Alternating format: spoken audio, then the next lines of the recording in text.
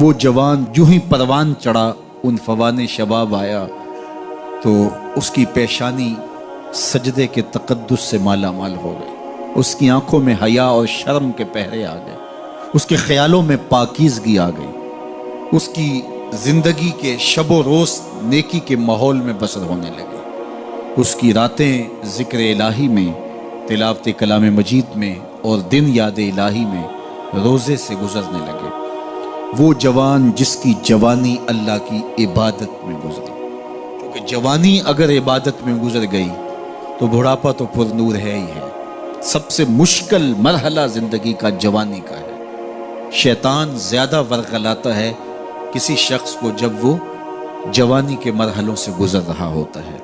تو جس کی جوانی خیریت کے ساتھ گزر گئی اور اس نے اپنی جوانی کے تقدس کو محفوظ رکھ کے منزل تک پہنچا لیا، اپنی عصمت کے جوہر کی حفاظت کی، اپنی آبرو کو لٹنے نہیں دیا، اپنی آنکھوں کی شرم و حیا پر پہرے بٹھائے اور آنکھ کو برباد نہیں ہونے دیا اور اپنی زندگی کے تقدس کا پہرا دیا، تو جو جوان اپنی جوانی کو خیریت کے ساتھ گزار گیا۔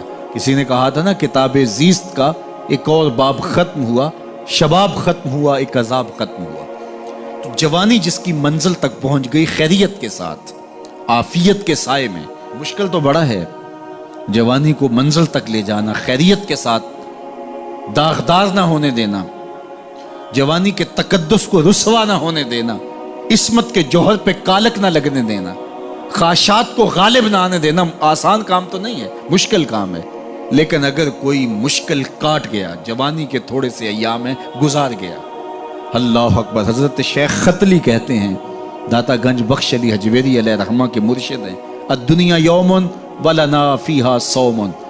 وہ کہتے ہیں دنیا ایک دن ہے، ہم روزہ رکھ کے گزار رہے ہیں۔ تو روزہ رکھ کے سارا دن گزر ہی جاتا ہے، دوپہر بھی آتی ہے گزر جاتی ہے، اور عصر کا وقت بھی آتا ہے گزر جاتا ہے، کھانے کا وقت بھی آتا ہے، چائے کا وقت بھی آتا ہے، سب کچھ ہوتا ہے لیکن گزر جاتا ہے، افطار تک بندہ پہنچ جاتا ہے۔ جس نے زندگی روزے کی طرح گزار دی، جس نے جوانی روزہ رکھ کے گزار دی، خواہشات کو بے قابو نہیں ہونے دیا، مشکل کام تھا لیکن اس نے مشکل کام کر دکھایا۔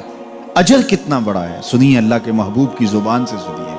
حضور نے ارشاد فرمایا جو سیدنا ابو ہریرہ کے ذریعے سے ہمارے تک پہنچا، فرمایا قیامت کے دن جب سورج کا رخ سیدھا ہوگا، زمین تانبے کی ہوگی، لوگ پسینے میں شرابور ہوں گے، کوئی ٹخنوں تک پسینے میں، کوئی گھٹنوں تک، کوئی کمر تک، کسی کو پسینے کی لگام دی جائے گی، اور وہ پسینہ ایسے نہیں ہوگا جس طرح یہ پسینہ ہے، اتنا گرم ہوگا۔ ابن رجب حنبلی کہتے ہیں اس پسینے کا ایک قطرہ اگر احد پہاڑ پہ ڈال دیا جائے تو وہ پگھل جائے، اتنا گرم ہوگا، بدبودار اتنا ہوگا، ایک قطرہ دنیا پہ ڈال دیا جائے، انسان کیا جانوروں کے دماغ بھی پھٹ جائے، اس پسینے میں لوگ شرابور ہوں گے۔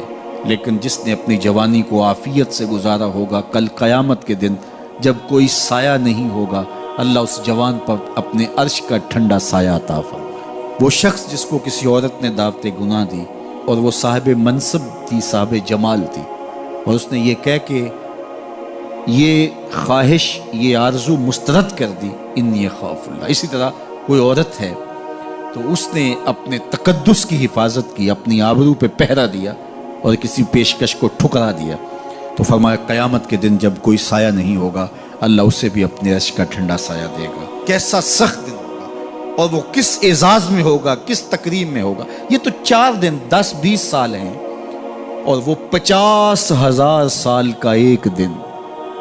پھر اس کو اللہ کا شکر ادا کرنا ہوگا کہ اللہ تو نے کتنا کرم کیا میرے اوپر کہ میری جوانی خیریت اور عافیت سے گزری، اور آج اس کا تو کتنا بہتر صلہ مجھ کو دے۔